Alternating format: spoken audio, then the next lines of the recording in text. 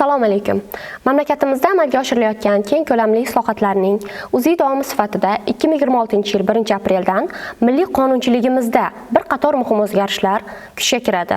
Ushbu o'zgarishlar iqtisodiyotni raqamlashtirish, yo'l harakati xavfsizligini ta'minlash, ijtimoiy soha xodimlarini qo'llab-quvvatlash va turizm salohiyatini oshirishga qaratilgan. Quyida ushbu sanadan e'tiboran kuchga kiradigan asosiy yangiliklar bilan tanishtirib o'taman. Birinchisi, yo'l harakati xavfsizligi sohasidagi yangiliklar. Endilikda yo'llarda tartib-intizom yanada kuchaytiriladi. Xususan, maxsus avtomatlashtirilgan foto va video qayd etish tizimlari orqali aniqlangan tegishli yo'l harakati qoidabuzarliklari uchun jarima ballari hisoblanadi.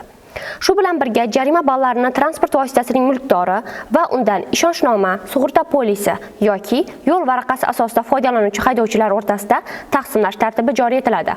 Agarda qoidabuzarlikni sodir etgan haydovchi haqida tasdiqlangan ma'lumot mavjud bo'lmasa, jarima ballari bevosita transport vositasi mulkdoriga hisoblanadi. Ikkinchi, naqdsiz hisob-kitoblarning kengayishi. Yashirin iqtisodiyot ulushini qisqartirish maqsadida bir qator to'lovlar faqat bank kartalari yoki elektron to'lov tizimlari orqali amalga oshirilishi majburiyati belgilandi. Bular qatoriga quyidagilar kiradi. Davlat organlari tomonidan ko'rsatiladigan barcha xizmatlar, elektr energiyasi, tabiiy gaz va ichimlik suvi uchun to'lovlar, bank kassalari orqali amalga oshirilgan to'lovlar bundan mustasno. Alkogol va tamaki mahsulotlari savdosi, avtomobillarga yoqilg'i quyish va elektromobillarni zaryadlash xizmatlari, qiymati 25 million so'mdan oshadigan tovar va xizmatlar, qishloq xo'jaligi mahsulotlari bundan mustasno. Ko'chmas mulk hamda ishlab chiqarilganiga 10 yildan oshmagan transport vositalarini sotish va sotib olish bo'yicha hisob-kitoblar. Shuningdek, shu sanaga qadar yuk tashish va maxsus avtotransport xizmatlari hisobini onlayn yurituvchi elektron platforma ishlab chiqilishi lozim. Uchinchi, tibbiyot sohasidagi ijtimoiy islohotlar.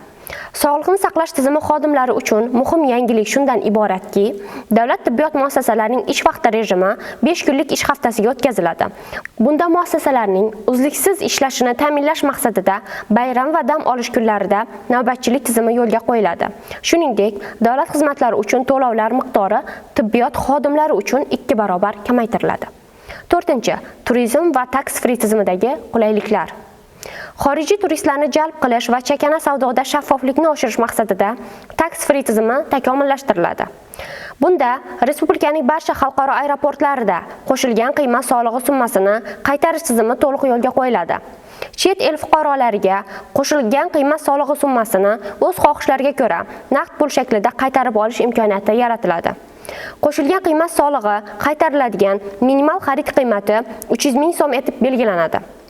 Hamda oziq-ovqat mahsulotlaridan tashqari barcha tovarlar uchun cheklovlar bekor qilinadi. Kamida 100 nafar xorijiy turistni jalb qilgan holda xalqaro konferensiyalar tashkil etgan tadbirkorlarga to'langan qo'shilgan qiymat solig'i summasining 50% qaytarib beriladi. 5. Ipakchilik sohasini qo'llab-quvvatlash. Pilla yetishtiruvchi aholi va kasanachilar manfaatdorligini oshirish uchun yangi subsidiyalar joriy etiladi. Endilikda pilla yetishtiruvchilarga klasterlar tomonidan haqiqatda to'langan mablag'ning 35% miqdorida qo'shimcha subsidiya ajratiladi. Shuningdek, ipak qurtini parvarishlash uchun zarur jihozlar sotib olishga kasanachilarga 3 yil muddatga bazaviy hisoblash miqdorining 50 baravarigacha foizsiz ssudalar berish boshlanadi. Xulosa qilib aytganda, 2026-yil 1-apreldan kuchga kiradigan ushbu o'zgarishlar nafaqat davlat boshqaruvi va iqtisodiyot tarmoqlarini tartibga soladi, balki oddiy fuqarolar, tadbirkorlar va ijtimoiy soha xodimlari uchun qo'shimcha yengilliklar hamda imkoniyatlar yaratadi. E'tiboringiz uchun tashakkur.